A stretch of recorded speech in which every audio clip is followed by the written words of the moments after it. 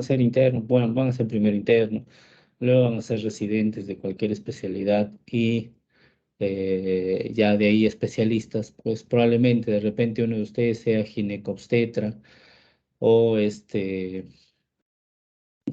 oriente por las ramas quirúrgicas, cualquier sea de las ramas quirúrgicas, o puede ser también de la propia especialidad de anestesiología. Van a ver estos casos, pues, ¿no? Y tienen que saber, pues, diagnosticar, interpretar y manejar, pues, ¿no? ¿Ok? Muy bien. Por ahí estoy viendo ya el índice de Goldman, la escala de Goldman.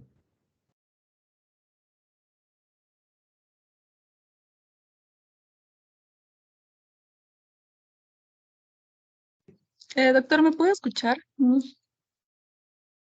Sí, sí, se escucha. Ay, ok. Ya. Bueno, buenos días con todos. Bueno, vamos a resolver las preguntas de acerca del caso, ¿no? Que ya habíamos evaluado previamente. Y pues la primera pregunta era con respecto a señal. Ajá, ¿Cómo? Carola, antes de que continúes, bueno, entonces les presento el caso también para que ustedes lo vean antes y ya ustedes empiezan a hacer Ah, la ok, resolución, pues, ¿no? Ya, ok. ya está. Deja de compartir un momento.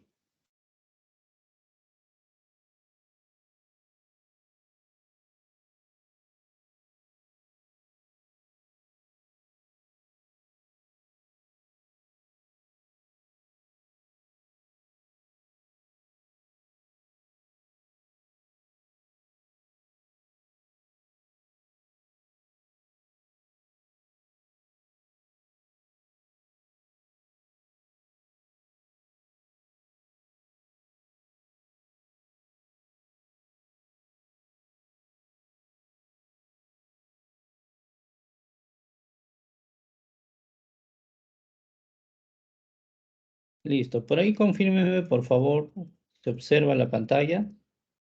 Sí, doctor, se puede ver.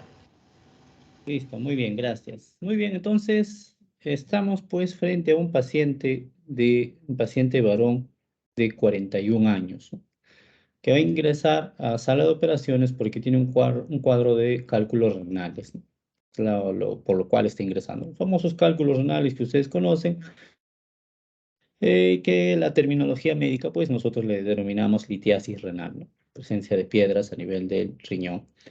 Y lo que se va a hacer, pues, es una litotricia endoscópica láser, ¿no? Se va a ingresar con un dispositivo por el meato urinario, en este caso de un paciente varón, se va a ingresar por el pene, meato urinario, y se va a entrar con unos catéteres hasta, bueno, la vejiga, y de la vejiga se va a ir a los uréteres y se va a llegar, pues, a la parte donde se encuentra el cálculo, que probablemente acá es la parte renal, ¿no?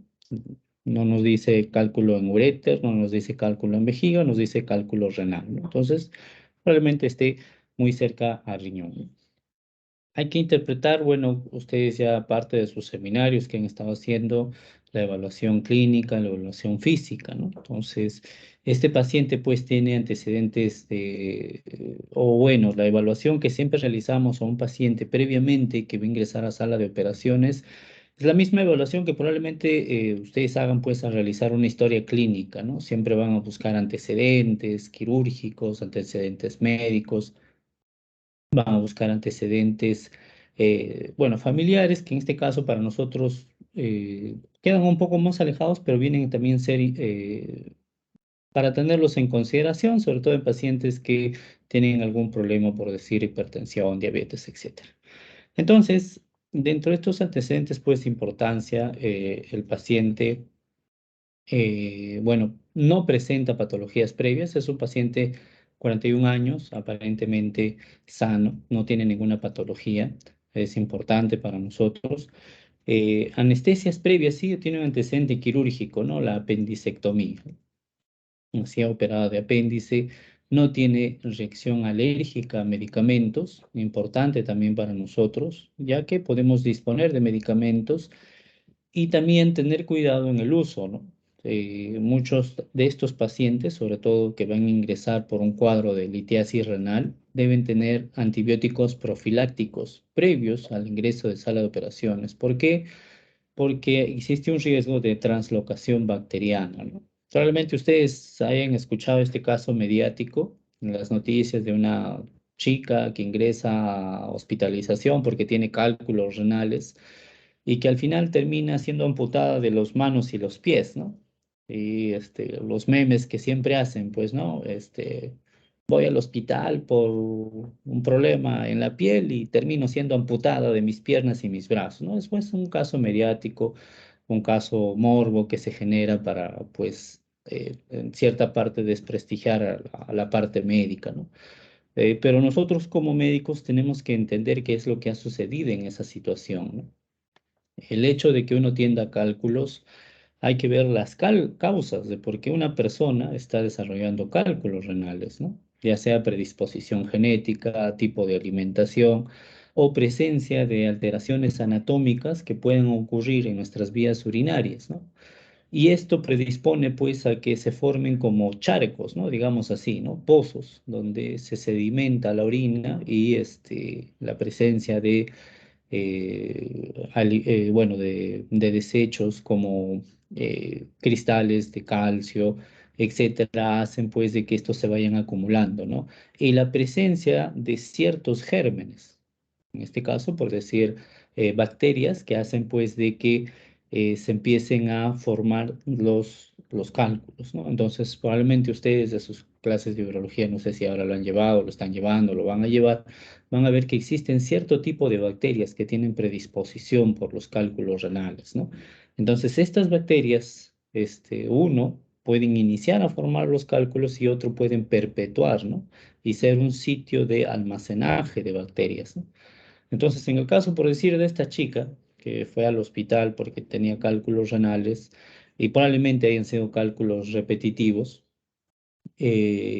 al usar pues estas técnicas de litotripsia endoscópica, existe pues una liberación de esta cantidad de gérmenes, ¿no? Que no solo van a salir por la parte urinaria, ¿no? Se van a quedar en el epitelio y probablemente van a absorberse y van a generar pues una septicemia, ¿no? Un ingreso de bacterias al torrente sanguíneo.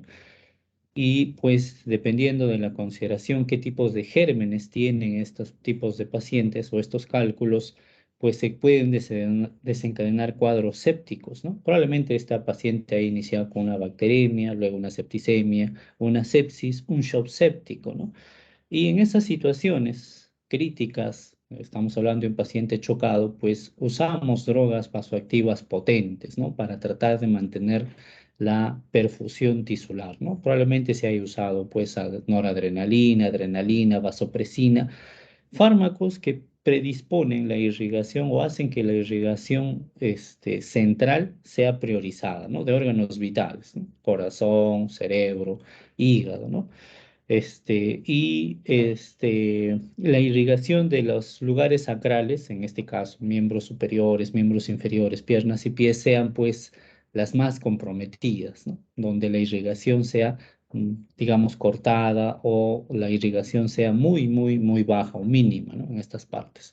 Entonces, ustedes entenderán que una zona no irrigada, no perfundida, no va a tener pues una suficiente circulación, lo que permita pues de que el tejido se mantenga vitalizado, ¿no? Entonces ustedes de sus clases de patología se van a acordar una secuencia de gangrenas, ¿no?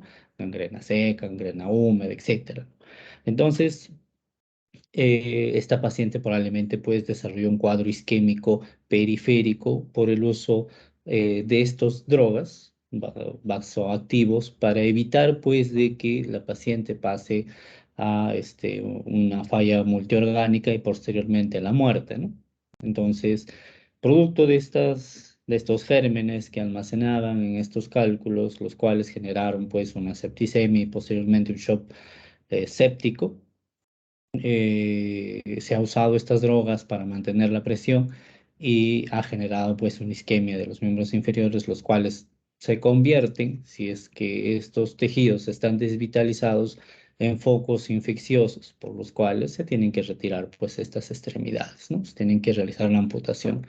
Entonces, probablemente esta haya sido la secuencia, ¿no? Y no de que la paciente ingresó y bueno, vamos a sacarle los cálculos y de pasadita le sacamos las manos y los pies, ¿no? No ocurre así, ¿no? Entonces, nosotros como médicos tenemos que interpretar pues lo que ocurre y lo que muchas veces es mal interpretado por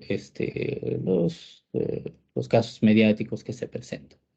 Entonces, acá las drogas preoperatorias usan pues la iosina, es un analgésico, un antiespasmolítico, un fármaco antiparasimpático o parasimpático lítico, pues que evita que se contraigan las fibras musculares lisas y evita el dolor, ¿no? Probablemente por dolor use bastante iosina, ¿no?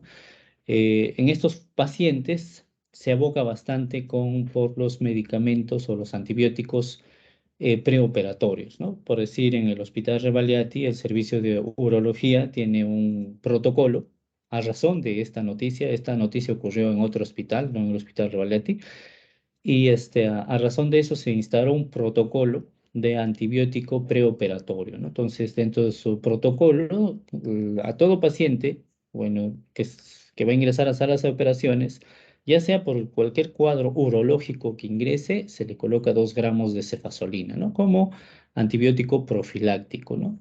30 o 15 minutos antes de que vaya a sala de operaciones, ¿no? Ese es ya su protocolo. Pacientes alérgicos a las penicilinas, pues se les coloca fármacos alternos, ¿no? Clindamicina, amicacina, etcétera, que tenga una cobertura antibiótica amplia. Bueno, en este caso, pues no han colocado ahí los exámenes de laboratorio. Todo paciente que ingresa a sala de operaciones tiene que tener su hemograma completo, donde nos informan la hemoglobina, el hematocrito, las plaquetas. Bueno, esto ya lo van a desarrollar sus compañeros. Su bioquímica, ¿no? Estos pacientes habitualmente pues, pueden tener cuadros obstructivos que hayan generado un grado de insuficiencia renal, ¿no? Entonces tenemos que evaluar la glucosa, la urea, la creatinina para nosotros conocer, ¿no? El sodio, el potasio también importante, también para ver el grado de trastornos hidroelectrolíticos que puede estar presentando, ¿no? Aparentemente, bueno, como vemos acá, se encuentran dentro de los rangos normales, ¿no? De un paciente aparentemente normal. Lo que sí pues encontramos, ¿no? Esto, ¿no? Orina amarilla clara, leucocitos 2 a 3 por campo, hematíes 10 a 20 por campo y uratos amorfos, pues, ¿no? Esto es probablemente por la presencia de lo que viene a ser los cálculos, pues, ¿no? Los cálculos, los hematíes, porque probablemente estos cálculos estén lesionando el epitelio y pues haya salido pues de glóbulos rojos, ¿no? Y es por eso que se observa. Grupo y factor muy importante, ¿no? Si bien es cierto, ustedes van a ver la clasificación o la categorización que se dan a los pacientes quirúrgicos. eh, Hay cirugías de bajo riesgo, de alto riesgo, ¿no? De bajo riesgo, uno, riesgo a eventos que puedan ocurrir dentro de sala de operaciones y también riesgos de sangrado, ¿no? En este caso, una litotricia endoscópica es de bajo riesgo de sangrado, ¿no? Pero siempre es importante tener el grupo y factor porque tenemos situaciones anecdóticas, ¿no? Que se puedan presentar y en ese momento el paciente necesite transfusión de sangre, ¿no? Nos hemos encontrado, por decir, con cirugías, por decir, de columna, ¿no? Aparentemente son cirugías que no tienen un sangrado mayor, pero por A o B razones o técnicas quirúrgicas, ustedes, por decir, ¿no? El caso, ingresa a sala de operaciones, paciente va a ser operado de la vértebra lumbar, lumbar 4, lumbar 5, y todo se está realizando por la espalda, por la parte dorsal y de un momento a otro vemos al paciente que empieza a tener hipotensiones constantes, ¿no? Vemos campo quirúrgico, no existe ningún riesgo, no existe sangrado alguno que nos pudiera indicar que la causa de la hipotensión es un sangrado. Observamos nuestros monitores, vemos de que se manifiesta como un cuadro de pérdida de volumen, una taquicardia más una hipotensión, y que el cuadro persiste. eh, Dentro de este cuadro podemos sospechar, pues, ¿no? Una anafilaxia, una hipotensión, un sangrado una hipotensión por sangrado o una anafilaxia. Descartamos anafilaxia, no tenemos mayores signos, digamos, bronquiales, otros de que pueda ser anafilaxia. Por, por curiosidad se toma por si acaso una placa que abarque más allá de la columna, que abarque la parte intraabdominal, y vemos que un tornillo estaba muy metido y el tornillo estaba probablemente dentro de una estructura de un vaso grande, ¿no? Porque se miraba el tornillo dentro de la cavidad abdominal, ¿no? Eh, se piensa de que un vaso ha sido dañado, se paraliza la cirugía, se voltea al paciente, se llama al equipo de cirujanos y cirujanos cardiovasculares, se apertura la parte abdominal y nos damos con la sorpresa de que la aorta había sido dañada por uno de los tornillos que estaban siendo colocados en la parte posterior, ¿no? A este paciente. Aparentemente este paciente no tenía que sangrar, pero sangró la vida y bueno, lamentablemente falleció, pues, ¿no? La aorta es un vaso grande, muchas veces difícil de contener un sangrado, pues, ¿no? Por eso la importancia de los pacientes que deben tener siempre o su grupo y factor, ¿no? Porque en ese momento se puede pedir sangre sin prueba cruzada y se le coloca al paciente. Bueno, exámenes serológicos importantes, el haga, bueno, siempre para evaluar la parte respiratoria. Exámenes, pacientes siempre tienen que ingresar con un riesgo quirúrgico. En este caso, pues puede ser, si es un paciente joven, menos de 65 años o que no tenga una patología cardíaca, puede ser desarrollado por un médico internista, ¿no? Y un médico de emergencias puede desarrollar el riesgo quirúrgico. Si es un paciente adulto mayor de 65 años, pues lo tiene que realizar un cardiólogo, ¿ya? Un cardiólogo en el hospital, por decir Revaliati, el grueso de nuestros pacientes son pacientes ancianos, ¿no? Bueno, no ancianos, sino adultos o adultos mayores, mayores de 50, 60, 70, 80, 90, 100 años, ¿no? Nuestros pacientes son de ese rango de edad, ¿no? Y deben ser evaluados por las múltiples patologías que ellos tengan, ¿no? El examen físico igual, ¿no? Para nosotros nos interesa bastante porque con eso nosotros vamos a hacer la evaluación del índice de masa corporal, el peso, la dosis del fármaco que requiere nuestro paciente de acuerdo al peso, y ya les manifestaba, pues, ¿no? De que nosotros calculamos la dosis de nuestros fármacos dependiendo de lo que viene a ser el peso ideal del paciente, ¿no? En este caso, por decir, pues es un paciente de un peso 90 kilos, 1,77 m, ¿no? Ahora vamos a ver que probablemente por ahí está con un grado de obesidad. Está activo el paciente, lúcido, orientado, completamente adecuado, tiene exceso venoso, las pupilas reactivas es isocórica, la evaluación de los ojos es adecuada, isocórica, reactiva. Se hace una evaluación de la vía aérea, que probablemente uno de sus compañeros va a hacer una revisión de la orofaringe, la dentadura, importante para nosotros porque cuando realizamos la intubación colocamos un aparato, en este caso el laringoscopio, lo cual al tratar de levantar la mandíbula podemos golpear los dientes de la parte superior y podemos romperlos, ¿no? Entonces tener cuidado siempre en la evaluación de la dentadura en los niños, sobre todo tener más cuidado porque los niños tienen dientes cariados, ¿no? Dientes cariados o dientes movibles, ¿no? Los dientes deciduos. Entonces, preguntar siempre, ¿no? ¿Tiene algún diente flojo o movible? Porque cuando yo realice la intubación se puede salir, ¿no? Pero ustedes se preguntarán, pero doctor, ya se salió el diente, tenía que cambiar. Bueno, lo bueno es que se salió, lo malo es que ¿a dónde se salió? ¿No? Puede ser que lo más, digamos, benigno sea de que el diente pase a las vías digestivas y pues eso en un momento va a salir, ¿no? Lo más crítico sería de que ese diente pase a las vías respiratorias, ¿no? Ustedes saben que, bueno, nuestra boca es una zona no limpia, ¿no? Por más que nosotros agarremos, usemos el cepillo de dientes, usemos el hilo dental, usemos los enjuagues bucales, etcétera, pues nuestra boca no es un área limpia, ¿no? Entonces tiene una gran cantidad de bacterias, ¿no?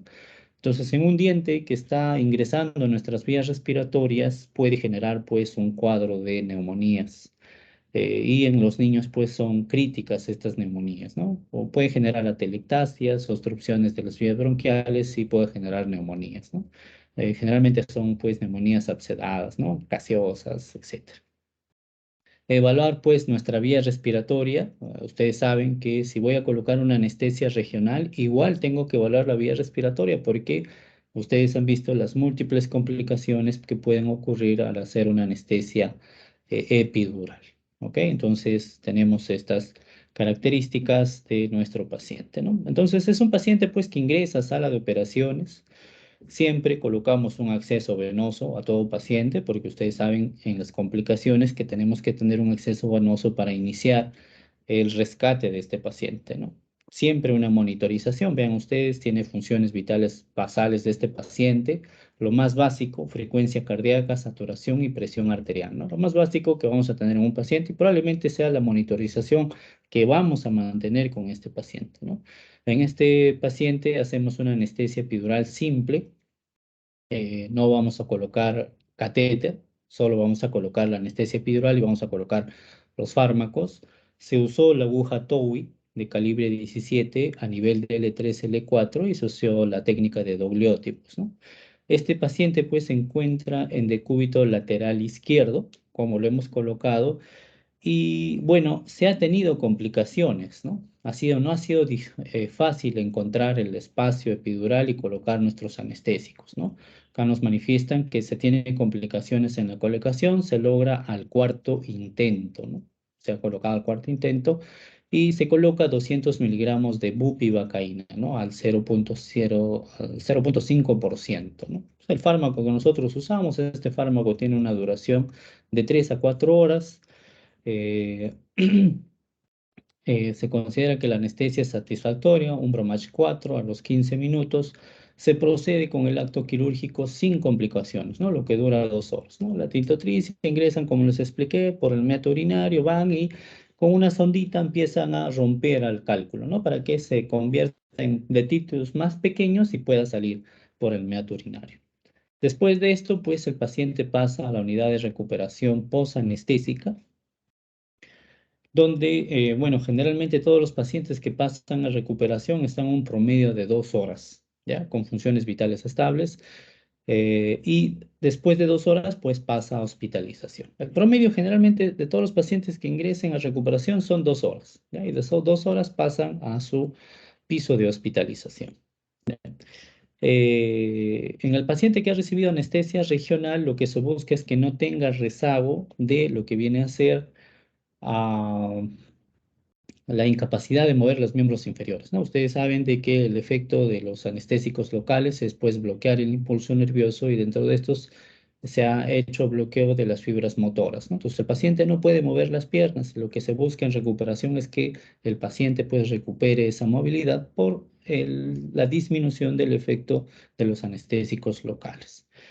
Ya, y acá, después de 2 días del acto quirúrgico, el paciente presenta dolor de cabeza en la región frontal que aumenta en la bipedestación y calma en decúbito que le impide realizar las actividades básicas, ¿no? Entonces, esto pues van a desarrollar ahora sus compañeros, ¿no? Acá importante, chicos, de que de la unidad de recuperación todo paciente tiene que salir en las mismas condiciones con que ingresó a sala de operaciones, ¿no? Un caso que ocurrió en un hospital fue de que le colocan la anestesia y posterior a esto, pues el paciente pasa a recuperación. En recuperación, por rutina, el médico anestesiólogo agarra, ve las 2 horas, ya hay que pasarlo a piso, pásenlo a piso, ya está de alta. Y no hace una evaluación del paciente, ¿no? Una evaluación, paciente que ha recibido una anestesia regional, anestesia epidural, lo mínimo que se tendría que evaluar en este caso es de que el paciente haya recuperado la movilidad de los miembros inferiores, ¿no? Entonces, a las 2 horas agarran, lo pasan a piso, personal de enfermería no reporta algún evento en el paciente, lo pasan a su camilla, de su camilla lo pasan a piso y en piso el paciente le informa a la enfermera, ¿no? Ya ha pasado más o menos 2, 4, 5 horas desde la salida de sala de operaciones, que no mueve sus piernas, ¿no? Enfermería, entonces enfermería todo preocupada, recién en ese momento se preocupan que por qué no mueve las piernas, ¿no? ¿Y por qué le han dado de alta de recuperación si el paciente no mueve las piernas? Se comunican con el médico de recuperación, qué es lo que ha sucedido, y evalúan al paciente y efectivamente pues el paciente no ha recuperado la movilidad de los miembros inferiores, ¿no? En clase yo les decía de que todo esto pues eh, dura lo que dura el anestésico, ¿no? Y en este caso habíamos bupivacaína, que aproximadamente ha durado 4 horas. El paciente ingresó a sala de operaciones hace como 8 horas, entonces ya debe haber pasado el efecto de los anestésicos, ¿no? En ese momento se preocupan, hacen una evaluación, piden evaluación por neurología evalúa, efectivamente no tiene ni movilidad ni sensibilidad, ¿no? Los miembros inferiores. La preocupación aumenta, lo cual le solicitan una resonancia magnética y en la resonancia evalúan pues un hematoma epidural, ¿no? Que ha comprimido a la médula espinal y a las raíces nerviosas. Y pues en este caso, pues este paciente tiene que ir rápidamente a sala de operaciones para hacer una descompresión, ¿no? A pesar de que haber realizado la descompresión, pues el tiempo es fundamental, ¿no? A nivel del sistema nervioso central o periférico, el tiempo es fundamental, ¿no? El daño ya se había realizado, había perpetuado, entonces el paciente pues quedó parapléjico, ¿no? Todo por una no evaluación adecuada en sala de recuperación. ¿Ok? Entonces ahora vamos a ver eh, la realización. Bueno, son 11:30. Bueno, ya están los 34. La presentación lo hice. Les voy a dar un link para que ustedes realicen una evaluación de este caso clínico que ya les presenté. Un momento.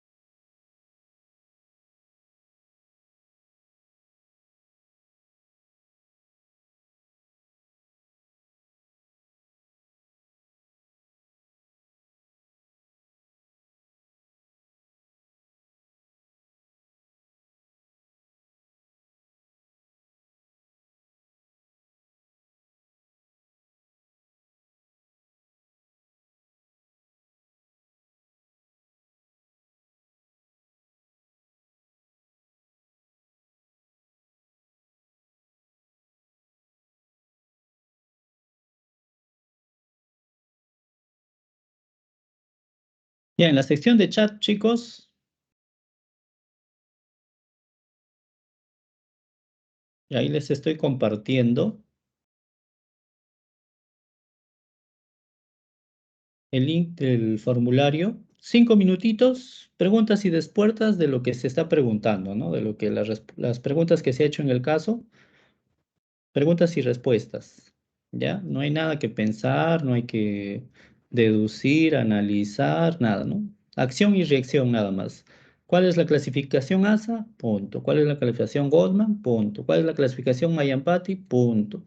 ¿Cuál es la complicación? Punto. ¿Cuál es el manejo? Punto. ¿Y qué estructura anatómica está comprometida? Punto, ¿no? O sea, no hay nada que analizar, no hay nada que deducir, ¿no?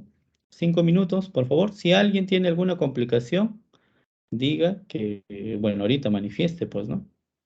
Que tiene una complicación en aperturar el test, no sé.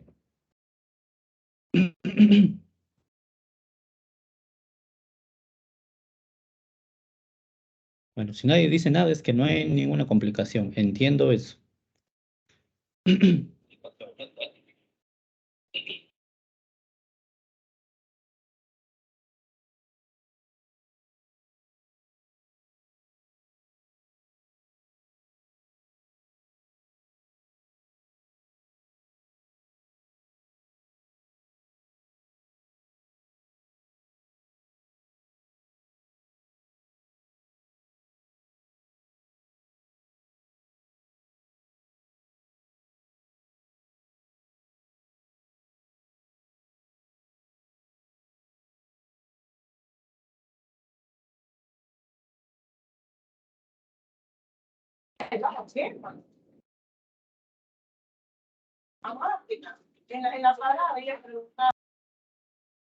Los que están con su tele prendida, bájenle un poco o apaguen el audio, pues, ¿no?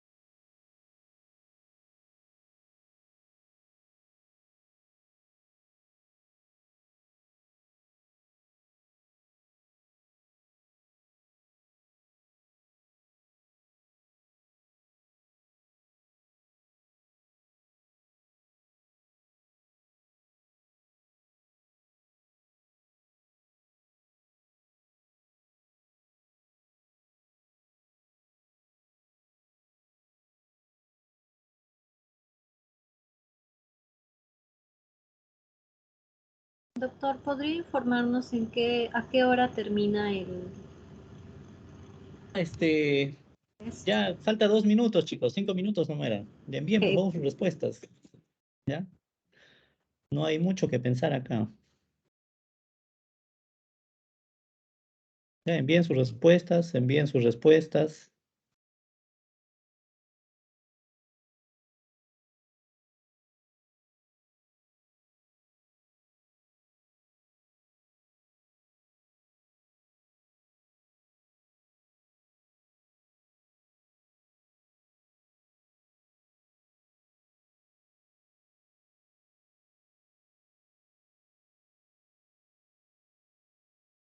Envíen sus respuestas, muchachos. 11 y bueno, 40 ya se cierra. Envíen. Ya se Doctor, ¿me cierra puede la... dar 2 minutos más adicional? Porque es para escribir, por favor. Sí, pero ibas a escribir a lo mucho una palabra, o sea, ya. 11:40 se está cerrando, muchachos. Ya no vamos a demorar mucho.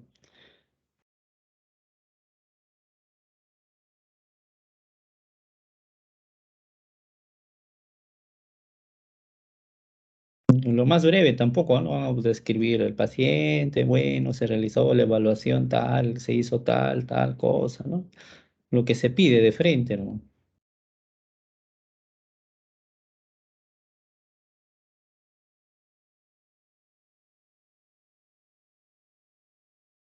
Ya, envíen, se cierra, por favor, muchachos, 11:40, les he dicho que acá no hay nada que pensar, muchachos. Acá acción y reacción, nada más.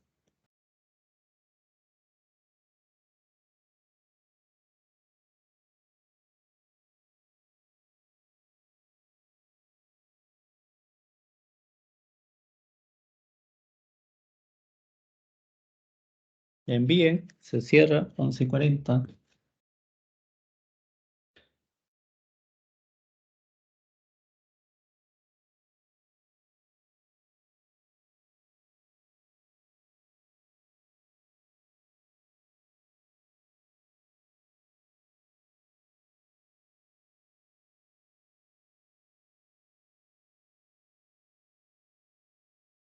Listo, muy bien.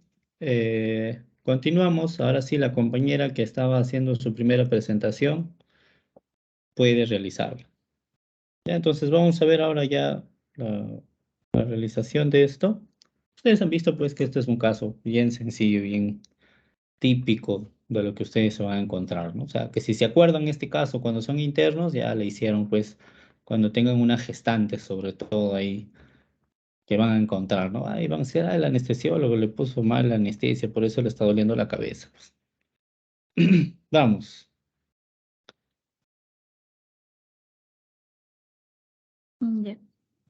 Bueno, buenos días con todos. Vamos a empezar ahora sí con las preguntas, ¿no? Ya recordando un poco más acerca del caso por parte del doctor. Bueno, la primera pregunta era acerca del índice de Goldman.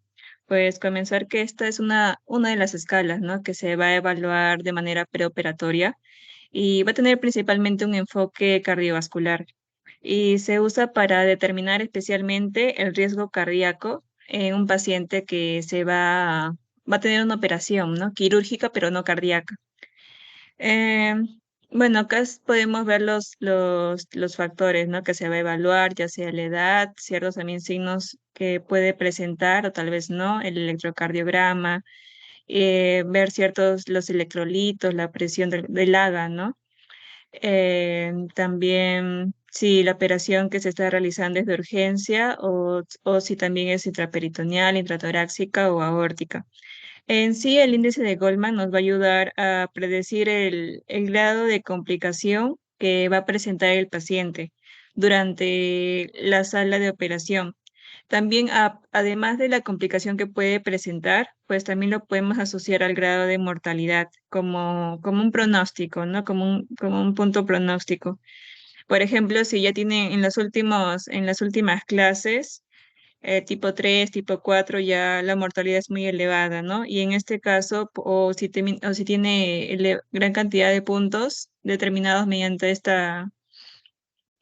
este tipo test, pues entonces, por ejemplo, si es muy alto, se toma la medida ya sea de evitar o posponer el acto quirúrgico. Bueno, ahora poniéndonos en el caso del paciente, ¿no? El paciente presentaba 41 años de edad. Bueno, no es un factor de riesgo, ¿no? Porque acá sería mayor de 70. Con respecto a algunos signos, ya sea de insuficiencia cardíaca o alguna presencia en el electrocardiograma, bueno, no presenta electrocardiograma, pero tampoco presenta alguna alteración a nivel cardiovascular. El ritmo sinusal está normal y también no hay signos de isquemia. De acuerdo al estado médico general, también, ya como habíamos evaluado, pues se encuentra dentro de los parámetros normales. Y la cirugía no es de urgencia como tampoco el otro punto, ¿no? En este caso, entonces, como no tiene ninguno de los puntos, entonces sería 0 puntos. Las complicaciones entonces sería de clase 1, ¿no? Tendría una complicación o un riesgo del 1%. Y en este caso, la mortalidad sería del 0 al 20%, ¿no? Si en caso dentro de la de la sala de operaciones. Es muy bajísimo, ¿no? A comparación de otros, por ejemplo, del 4, ¿no? Que en este caso se pospone o se evita la cirugía. Bueno, acerca de la segunda pregunta, ¿no? Que hablan acerca de la clasificación de ASA. Recordar que, bueno, por las siglas, ¿no? Fue elaborado por la Sociedad Americana de Anestesiología. El propósito de esta clasificación es poder categorizar al paciente, ¿no? En estos 6 tipos de niveles, ¿no? Y además también de poder comunicar al paciente que se va a someter al procedimiento quirúrgico, asociándolo con la anestesia, ¿no? También se va a poder valorar ya sea el riesgo, su estado ya sea fisiológico, si hay presencia de enfermedades sistémicas, por ejemplo, diabetes no controlada y entre otros. y si también hay otros estados agregados, ¿no? Por ejemplo, si hablamos de un paciente, ya sea de acuerdo a su edad, que por ejemplo, si hablamos de un niño, ya sea niño o anciano, a pesar que no tenga una enfermedad sistemática, se le cataloga en el tipo ASA2. Bueno, entonces esta clasificación nos va a ayudar a ver una probabilidad de impacto, ya sea por cirugía o por la misma anestesia. En este caso, ese tipo, yo lo considero de tipo ASA1 porque el paciente es como que previamente a la enfermedad, o sea, como todo está considerable normal, pero, ¿cómo decirlo? O sea, la causa de la cirugía es por la misma enfermedad que está presentando, en este caso la litiasis renal. Aparte de esto, no presenta otra morbilidad, ¿no? La lesión va a estar localizada. Y pues las alteraciones también que tiene, ya sea en la orina, ya sea la presencia de hematías, ¿no? Porque lo normal sería menor a 3 por campo, la presencia de uratos amorfos ya indicaría una predisposición también a presencia de litos, a formación de litos, como también un pH ácido. Y bueno, en sí estos signos son como que derivados por la enfermedad que presenta ahora, que es la litiasis renal. Y además comentar de que el paciente aparte no tiene una patología sistémica, no tiene diabetes o no tiene alguna enfermedad, ya sea alguna cardiopatía, neumopatía, algún problema neurológico. Y de acuerdo a su peso, pues evaluándolo, el índice de masa corporal sería 28,7. Entonces estaría en un sobrepeso, ¿no? Tampoco lo podemos catalogar en el ASA2. Bueno, todavía de frente no lo podemos catalogar del ASA2 porque acá ya se considera obeso, ¿no? De 30 a 40. En este paciente estaría en sobrepeso. Bueno, entonces yo lo catalogo como el tipo 1, ¿no? ASA tipo 1. Y acerca de la escala de Mayampati, ¿no? Que también es mm, es una escala que va a evaluar, nos va a ayudar para ver si es dificultoso intubar al paciente. Y esto es evaluando, ¿no? Evaluando las estructuras tanto orofaringeas. Y va a predecir si va a haber un éxito en la intubación, si hay más probabilidad de éxito. ¿Cómo se va a realizar esta escala de Mayampati? Pues el paciente va a estar sentado en posición vertical, la cabeza en posición neutra. Entonces el médico, el examinador, le va a pedir que abra la boca, ¿no? Que abra la boca, pero lo más amplio que pueda, pero que saque la lengua y que no debe hablar o vocalizar. Y cuanto mayor sea el grado, vamos a evaluar, va a haber una relación directa de que va a ser un poco más complicado a la hora de la intubación. En la historia nos comentan de que solo se observa paladar blando y duro, ¿no? Entonces, bueno, en la clase 4 solamente se va a observar el paladar duro, pero en cambio en el tipo, y esto sería la presentación de una intubación muy difícil. En cambio, en el clase 3 ya podemos ver ambos, ¿no? Lo que presenta el paciente, ya sea paladar duro como paladar blando. No comentan sobre si se ve la base del lúbulo, no solamente sobre ambos paladares. Bueno, la siguiente parte lo va a presentar mi compañero. Ya, antes de que pases, bueno, tu primera lámina de la clasificación Goldman, ahí me da dudas. ¿Puedes regresar? ¿De Acerca cuál? de acá de la mortalidad, ¿no? De la primera lámina de Goldman, la clasificación Goldman. Acá de 0 a 20%, de 1 a 50%, 2 a 30% y 56%. ¿Tienes la fuente de esto? De esta mortalidad. Ah, Porque ahorita bueno, no lo me tengo. parece o sea, muy amplia esta mortalidad de la clase 2 de 1 al 50%, ¿no? Tengo entendido 1,50. 1,50, o sea, 1,5% de repente es, ¿no? Acá 0,2%, 1,5, 2,3 y de ahí sí 56%. No es rango, ¿verdad? No, No, la asocian con el porcentaje de mortalidad. Claro, El de tipo 2 sería alrededor de 2%, ¿no? De mortalidad, de un pronóstico de mortalidad. ya, Dos por 91. ciento máximo. Ya, bueno, sí. Importante esto, pues, porque paciente que llega con un Goldman de 4, generalmente estos no tienen cirugía electiva, ¿no? Sino de emergencia. Entonces se explica al paciente, ¿no? ¿Sabe qué? Bueno, el riesgo de mortalidad de este paciente es altísimo. ¿Qué tipo de cirugía? Coleman 4, paciente con una disección de la aorta ascendente, ¿no? Riesgo de muerte pues altísimo, ¿no? Este paciente. Y probablemente va a cumplir todo esto, ¿no? Paciente que tenga ingurgitación, probablemente ya haya tenido un cuadro de cirugía previa, etcétera. Es un paciente que tiene alta mortalidad y siempre tener en cuenta esto, ¿no? La siguiente, bueno, la clasificación ASA es el estado fisiológico, cómo llega el paciente, no la enfermedad, ¿no? El paciente se va a operar, puede operarse del corazón, pero no, la clasificación de la cirugía no está entrando acá, ¿no? Es el estado fisiológico del paciente, cómo se encuentra, qué enfermedades previas tiene, sobre todo las enfermedades sistémicas, para que nosotros determinemos, ¿no? Esta clasificación. Acá, por decir, de repente acá la más, que de repente podamos tener dificultades en determinar, ¿no? La clasificación ASA3, ASA4, ¿no? El ASA3 todavía es un paciente con enfermedad sistémica, pero que, bueno, está descompensado, ¿no? Pero que la cirugía no es de emergencia, ¿no? A diferencia de la ASA4, que si no se desarrolla la cirugía dentro de las 24 horas, pues el paciente probablemente fallezca, ¿no?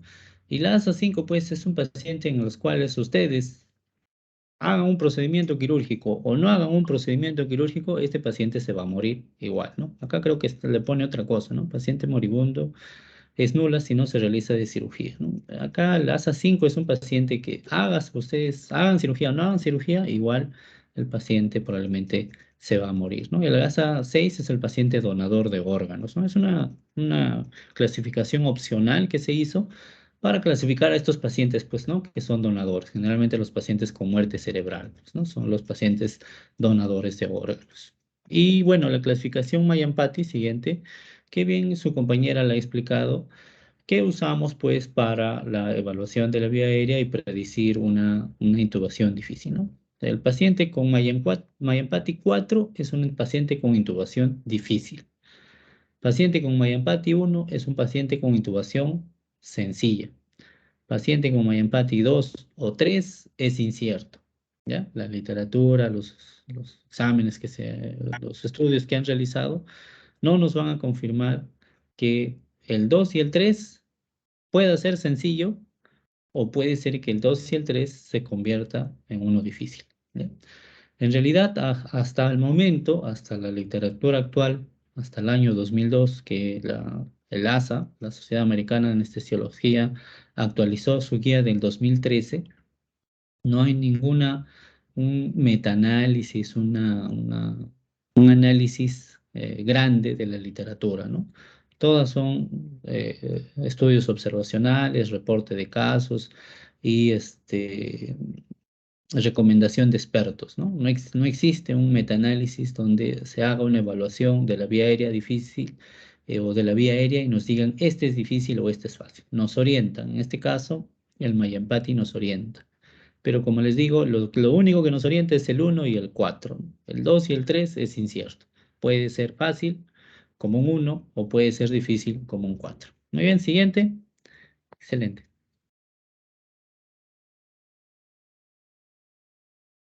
Eh, Buenos días, doctor. Buenos días, compañeros. Sí, buen día.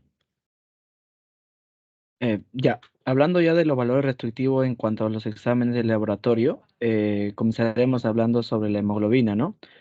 Cabe recalcar que dentro de la hemoglobina, para ver un valor preoperatorio, vamos a ver que se va a administrar la anestesia siempre y cuando haya la regla de 10-30, ¿no? O sea, la hemoglobina sea mayor o igual a 10 miligramos por decalitro y hematocrito de mayor o igual a 30%, ¿no? O 30 miligramos por decalitro. Ahora, vamos a ver que en el caso el paciente tenga menor a estos valores de la proporción 10-30, vamos a tener que ver el paciente posiblemente el diagnóstico del tratamiento de una anemia, ya que esto nos puede conllevar en el operatorio a un sangrado, ¿no? Y nuestra función es evitar y prevenirla. Para ello, ante una anemia se debe aprovechar y optimizar la reserva fisiológica, ¿no? Estos son los tres pilares fundamentales dentro del manejo del paciente, ¿no? Que puede ser en un sangrado durante el perioperatorio, ya que si hay un punto de corte en cuanto a transfusión, puede verse en el intra o en el postoperatorio, ¿no? Y ya va a depender de transfundir si en caso la hemoglobina sea menor a 6 o el hematocrito menor a 18, ¿no? Y vamos a ver otros parámetros, al igual que el postoperatorio, en el que va a tener que ser el concentrado eritrocitario, tiene que ser, va a verse transfundir cuando sea menor a 7 grados por decalitro o el hematocrito menor a 21%, ¿no? En el caso de nuestro paciente, vamos a ver que el paciente, dentro su hemoglobina va a estar dentro de los valores normales, ¿no? Es más, está en buen estado, ¿no? Ya que tiene 14,5 gramos por decalitro, ¿no? Siguiente diapositiva, por favor. Antes de continuar, antes de que continúes, efectivamente, ahí retrocede. Acá la parte inicial, ¿no? Usted exige hemoglobina más de 10 o hematocrito más de 30. Existe un protocolo casi uniforme en todos los hospitales. Ya ustedes van a salir a rotar, van a ver.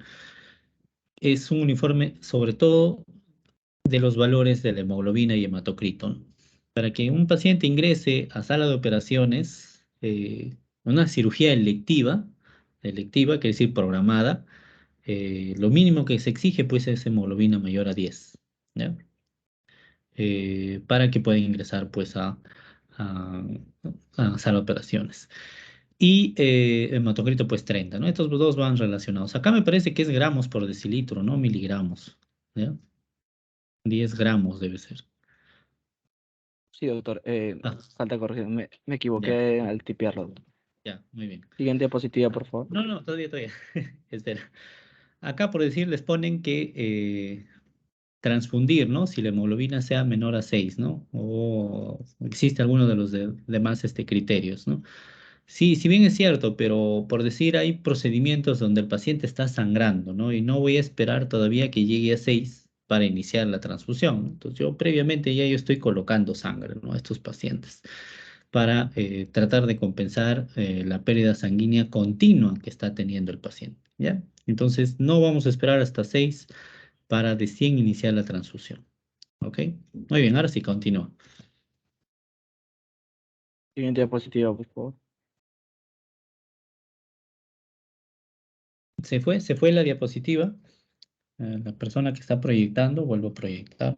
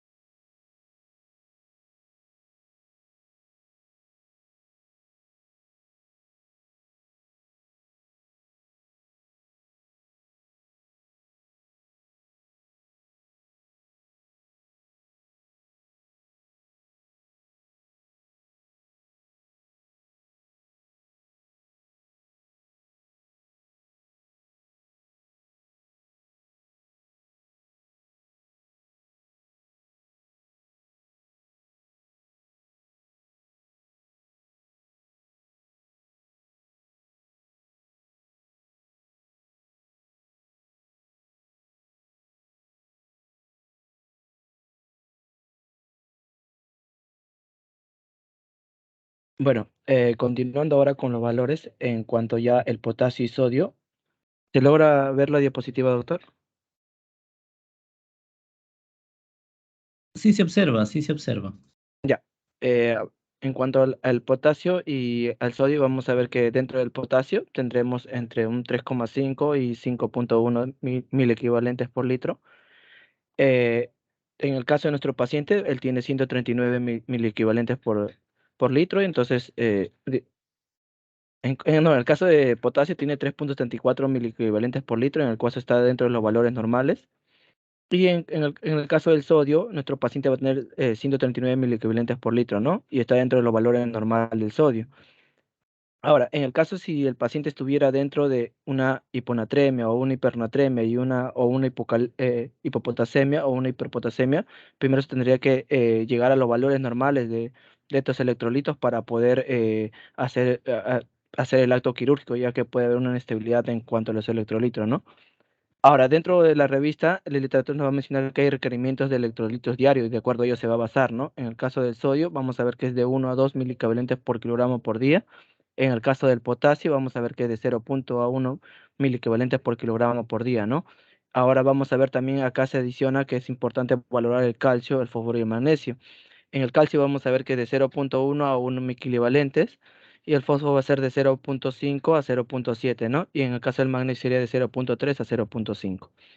Siguiente diapositiva, por favor. Ahora, otros valores, dentro del valor restrictivo vamos a ver que tenemos acá la glucosa. En el caso de los valores normales de la glucosa van a ser de 80 a 100 miligramos por decalitro en paciente normal. Pero para la cirugía vamos a tener que valorar la hemoglobina glucosilada, ¿no? Y ese tiene que ser inferior al 7%. En el caso que sea la glicemia, y también se va a ver de un 100 a un 180 miligramos por decalitro, pero como se va a ver en pacientes con diabetes mellitus, de larga data, como son en el caso de los ancianos, por lo general se suele bastar o dar un rango que sea menor al 8%, ¿no? Ahora, ¿cuándo posponer y cuándo tener precaución ante estos valores de glucosa? Vamos a tener que posponer cuando la hemoglobina glucosilada supere el 9% o la glucemia sea mayor a 200 miligramos por decilitro, ¿no? Ya que va a estar en una hiperglucemia, ¿no? Otro valor a posponer sería cuando la hemoglobina glucosilada está dentro de los valores inferiores al 5% o al 9% y dentro de la glicemia sea menor a 60 o mayor a 300 en el caso que veamos una coma por hipoglucémico en un último mes de duración de la enfermedad o del proceso quirúrgico o en el caso que presente cetoacidosis, ¿no? Y vamos a tener precaución en el caso que la hemoglobina glicosilada esté entre el 5 al 6%, del 8 al 9%, ¿no? Ya que están en los límites parecidos a los valores para ser perfecto para el acto quirúrgico, ¿no? Y acá vamos a ver episodios de hipoglucemia en las últimas semanas o riesgo de crisis de hiperglucemia, ¿no? En el caso de nuestro paciente, él tenía 88 gramos por decalitro y entonces está dentro de los valores normales, ¿no? Y aptos para la cirugía. Siguiente diapositiva, por favor.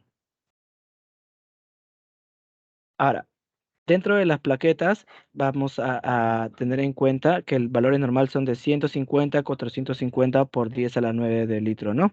Y en el autor, ¿cuándo sería cirugía de riesgo alto? Cuando sea menor a 100 por 10 a la 9 de litro, ¿no? O 100.000 por litro, ¿no? En caso vamos a tener precaución cuando sea menor a 50 pero la literatura dice que menor a 100 ya sería tener precaución, ¿no? Pero de 50 para adelante se podría realizar la operación, ¿no? Ya que 50.000 es el límite inferior para tener como parámetro, ¿no? Antes del auto quirúrgico. Ahora, dentro de Dentro del perfil de coagulación, tenemos al tiempo de coagulación, al INR, tiempo parcial de tromboplastina, tiempo de protombina, ¿no? En el caso de nuestros pacientes nos va a mencionar el tiempo de protombina, que va a ser 15,23, ya que la literatura menciona que puede ser de 10 hasta 16, ¿no? El tiempo de protombina estaría dentro de los valores normales. El tiempo de parcial de tromboplastina nos menciona que va a ser de 38,18 y en el paciente puede ser desde 24 hasta 36, está como que levemente incrementado, ¿no? Por eso, según la literatura menciona hay que tener recomendaciones, ¿no? En el caso haya una alteración en el tiempo de protombina o tiempo parcial de tromboplastina, ¿no? En el caso que sea un procedimiento quirúrgico de bajo riesgo de sangrado, no se va a recomendar realizar pruebas de hemostasia o el preoperatorio o una historia clínica positiva para sangrados, ¿no? Ya que es muy, muy inferior el porcentaje de alta tasa de que haya un sangrado, ¿no? Masivo. En procedimiento quirúrgico de alto riesgo, sí se va a recomendar de repente otros exámenes para corroborar ello, ¿no? Y permitir realizar pruebas operatorias más específicas para correr el riesgo si va a haber un sangrado, ¿no? Masivo que pueda perjudicar o tener una complicación de la cirugía, ¿no? Ya que esta cirugía que se le está realizando, como es la litotripsia endoscópica láser, es de riesgo bajo, ¿no?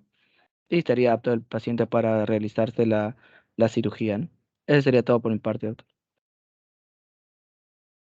Muy bien, excelente, excelente. Acuérdense siempre de este valor de los 50.000 muchachos, ¿ya? De las plaquetas, ¿ya? Para procedimientos quirúrgicos. ¿Ya? Siguiente.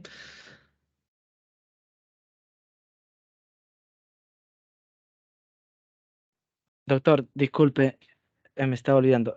La última pregunta que me tocó a mí sería de técnica de Dogliotti, ¿no?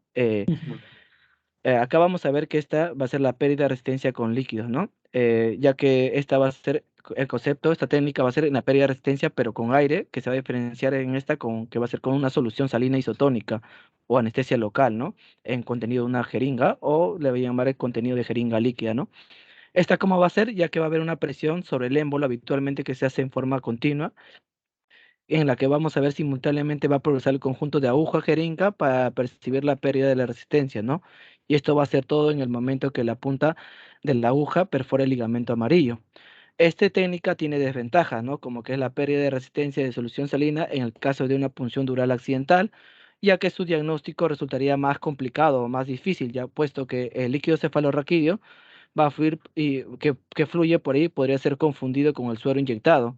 Es por eso que el uso de este suero salino puede enmascarar el desplazamiento, ¿no? Del catéter en el espacio subaracnoideo. ¿Y en qué esto se va a dar en circunstancias en cuanto a la aspiración pequeña de volumen de líquido, líquido cefalorraquídeo podría confundirse con esto, ¿no? Con este tipo de líquido suero salino. Claro, ahora acá esta parte, ¿no? Explica de repente en el caso clínico por qué no observaron que hay una pérdida de salida de líquido cefalorraquídeo, ¿no? Por ejemplo, ustedes, he visto que en la gran mayoría de lo que ustedes han colocado, pues es una cefalea postpunción dural, ¿no? Pero en todo el caso clínico no manifiestan de que han perforado la dura madre, ¿no? Y uno de los riesgos, pues, de usar esta técnica, que es la de Dogliotti, en el cual se usa, pues, líquido para hacer la prueba de resistencia, nos confunda, pues, ¿no? Y nos haga ver de que, pues, no he perforado, ese líquido que sale es líquido que yo he usado en mi técnica y procedo con mi anestésico normal, ¿no? Ok, muy bien, continúen.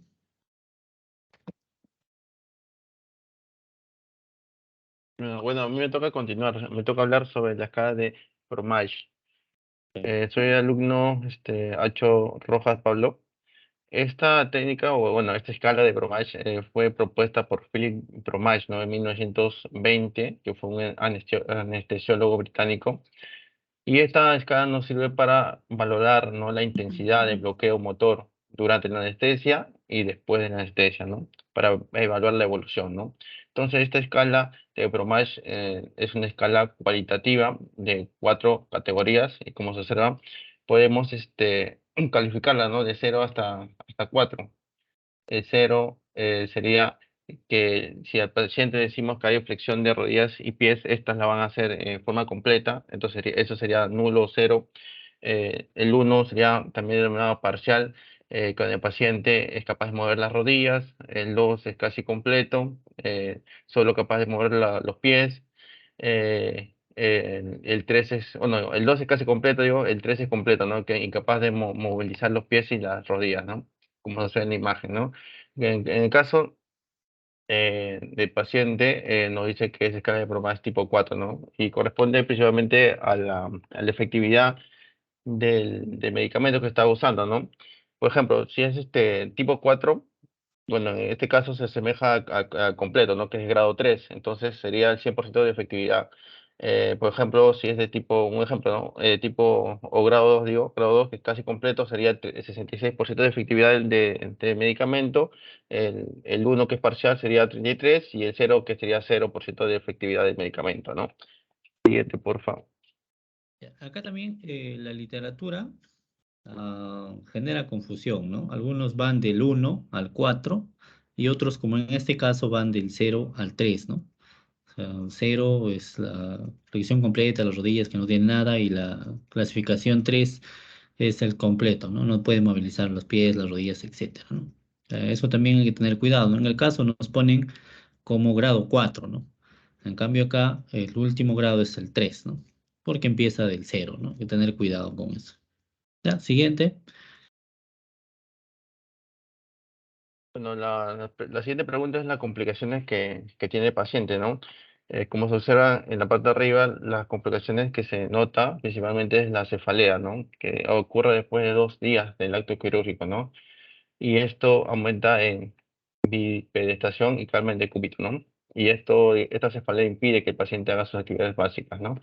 Entonces, para explicar esa cefalea, tenemos bueno, es por la cefalea postpuncional, ¿no?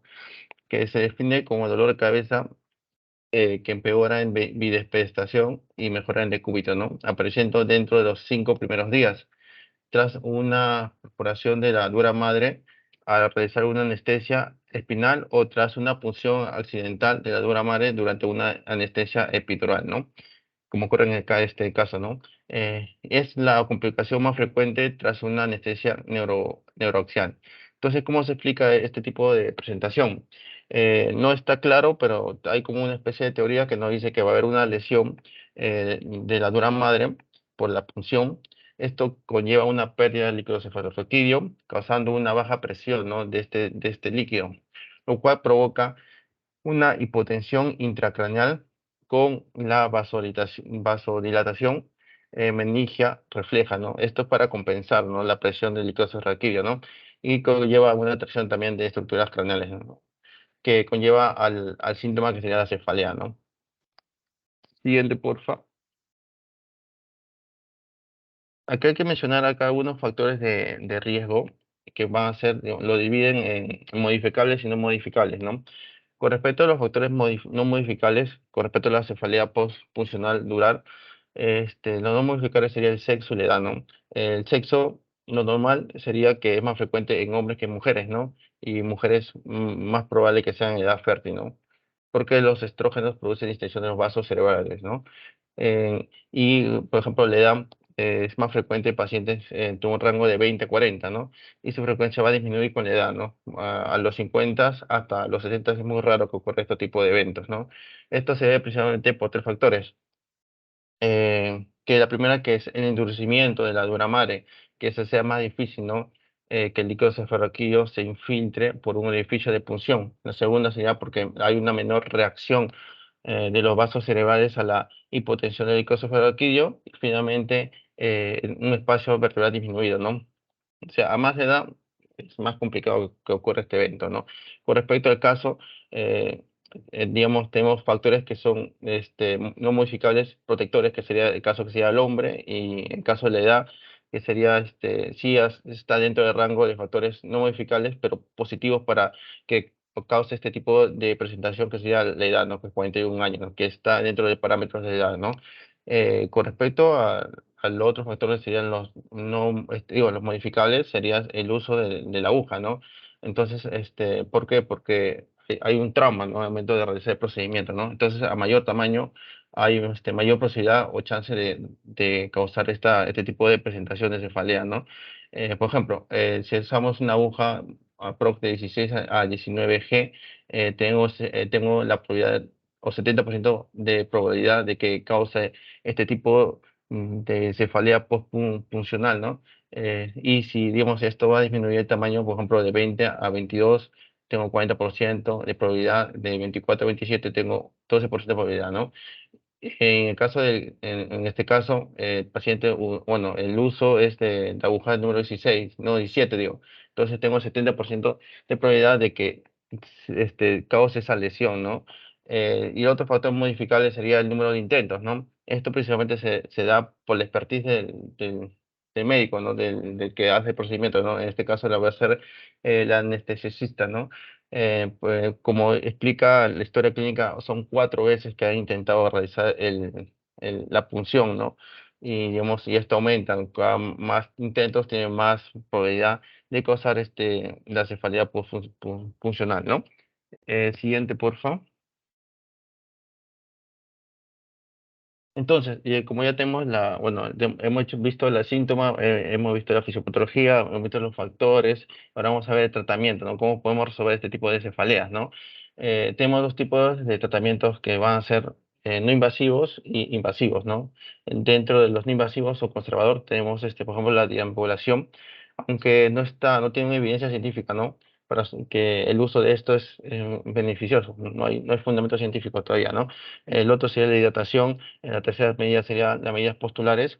eh, Aunque la mayoría de los pacientes nos dice que hay una mejora sintomática de cúbito supino, pero no hay, digamos, una base científica que nos dice que es beneficioso, ¿no? Pero sí hay o se sugiere que tiene más beneficio una postura de decúbito prono, ¿no? Acá también están los usos de analgésicos, como puede ser paracetamol, los AINES, o hasta incluso algunos opioides, ¿no? Depende del grado de dolor que siente el paciente, ¿no? Y tenemos también acá el uso de cafeína, ¿no? ¿Por qué? Porque esto va a causar una vasoconstricción cerebral y con ello se estimula la producción de líquido cefalorraquídeo, ¿no?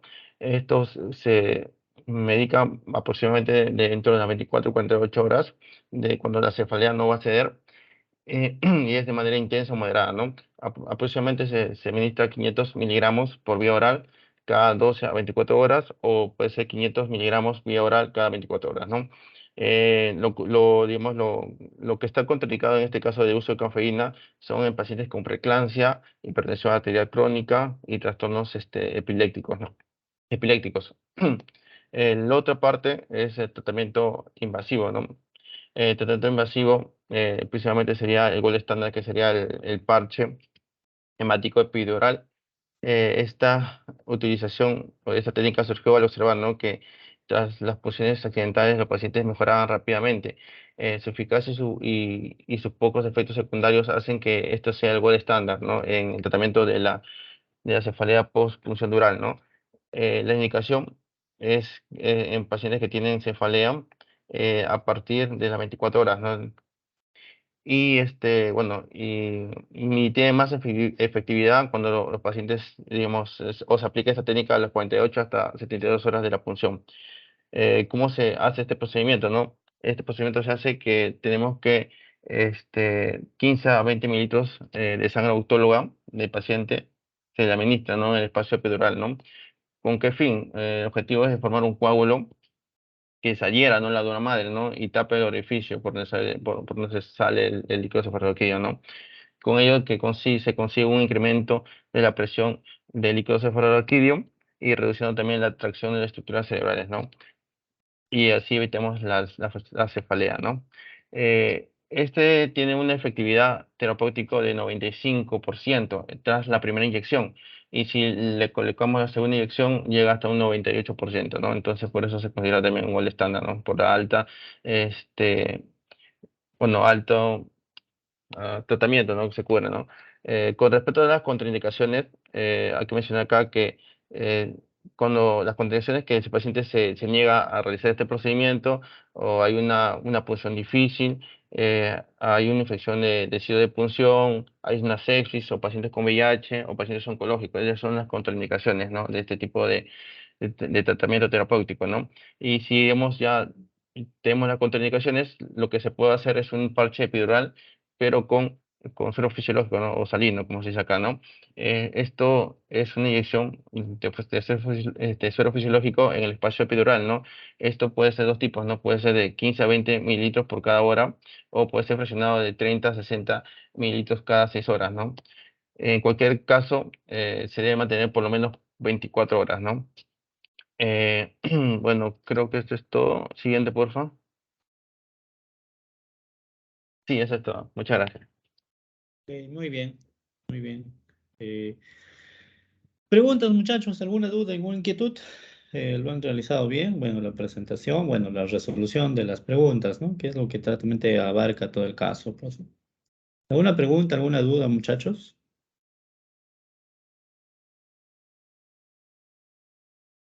Más bien, toda esta presentación, envíenla a mi correo, por favor, el correo institucional. Sí, doctor. Ah, ok, muy bien.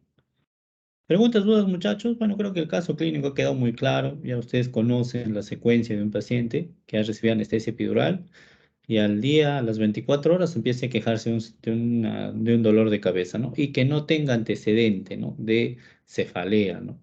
Entonces, vamos a estar pues frente a un paciente que tenga una cefalea postpunción dural. Ya saben el manejo.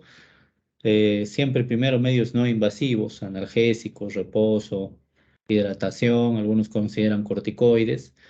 Y ya si a pesar de este tratamiento no invasivo no persiste el dolor, pues hacerle su parche hemático, ¿no? Muy bien chicos, si no hay ninguna pregunta, mañana ya en coordinación con ustedes, el seminario es a las 8 de la noche, ya, fluidoterapia y hemoterapia. Ahí nos encontramos.